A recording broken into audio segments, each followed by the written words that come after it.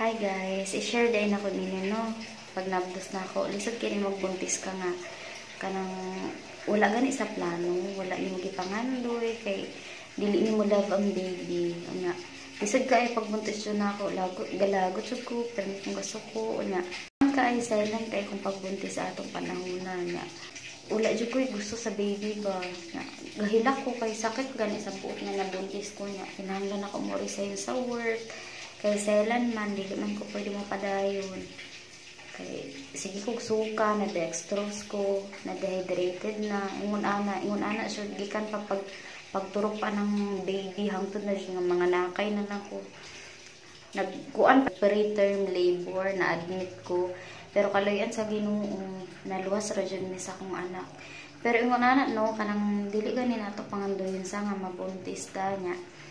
Wala tay gugma sa baby atong buhaton na nano kanang iampo lang jud nato sa Ginoo nga ma-love nato siya kay ako mo jud na akong gibati grabe gid akong pag-antos niya niingon ko sa kong magulang nga te nana ko sa akong ate nga usa wala ba ko gugma sa baby ay gakuan jud ko nalibog kung maayo unsa akong kay lain kay nga magbuntis ka nga wala kay gugma sa imong baby wala kay gugma sa imong anak. Naingon pag ko sa akong supervisor nga, sir, buhi na baka ni no? Pwede pa na akong siya patangtang kung dili man siya buhi. Kay, kaning, galisod na siya ko, galubog ko ba? Gasige na lang ko higda o kay kaang-kaang ako inom-inom tubig, kay laliman na nimo. Dili kung pwede mo lang tao color itom, color brown, color pula, color blue.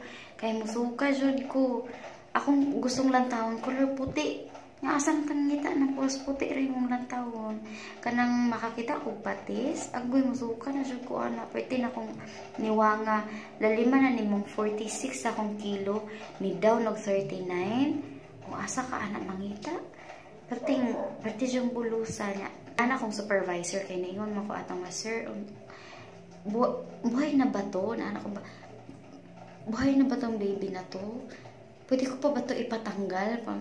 Ingon ana akong istorya suspekti karon no nga nigawas akong anak nili siya na ko ma-imagine nga wala ko'y gugma niya kay grabe jud ang gugma nga imong bation basta mugwas imong anak nangutana ko sa kong magulang ug unsaon nana siya nga kay nakasulay man to siya nga nanganak gani siya niya kanang patay ang baby pagawas nana siya nga iampo na balo ka nga magwasan na imong baby kay ma-in love ra ka anak niya siya kabalo biya jud ka nga nanganak ko nga walay kinabuhi akong anak ug makadungog ka sa hilak sa imong anak imong gawas na ma-love na siya nimo siya nga nang maunang ingon ana imong gibati kay wala nimo siya panganduya wala ka nangandoy nga mabuntis nga syempre daghan kay kagkabala ka ba kay lagi mawadan kag trabaho nga mawadan di kag pangita. Pero God will provide ra jud mo. Musalig na lang jud ta, musalig ra jud ta sa Ginoo. Nya anak magulang nga gitambagan ko niya, aware man ko nga sayo. Kung kabalo ko nga sayo pa kung gibati ingon ani nga wala gyud ko gugma sa baby. 2 months jud to. Mga 2 months jud akong gibati kay December 13 galubog na ko ana gyud. December 12, galubog na ko. Pagka December 13, hangtod na yun in town. Balo lang. Naging ko kasabot.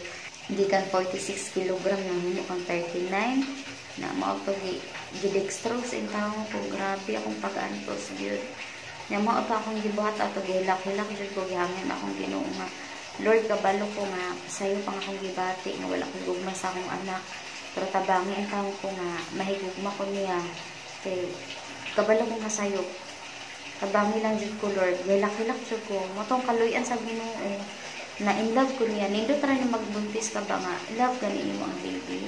Kaysa dili, lain jud mo paminaw. Di jud lain na ambot lang nga murag dili wala kay gusto sa baby ba. Wala karon pagawas akong anak no. Ako siyang tutukan di jud na kan may imagine na as in gibati na ako to wala ko gugman niya nga. Gugman day kay ko niya na mo na nga ug ikaw usa ka sa gabuntis karon nga wala ka kabalog sa buhaton kay wala nimo siya panganduya unplanned pregnancy ba kanang galagot ka ayaw jud attempt nga imong ipakuha ang baby, imong bata na imuha ra jud iam ko nga hangyoon nimo ang Ginoo nga tabangon ka nga mahigugma ka sa baby kay sayop kaayo nga mapatay ta bata nga nasa tong tiyan. So wala man ko ga-attempt nga ako siyang ipakuha. Dapat akong gisulti nga patangtang if ever dili pa siya buhi. Nya ningon man taon akong supervisor na siya nga buhi na mamuy ayaw pag ingon ana na siya kay galubog lagi ko pwede galisod yung kog taman.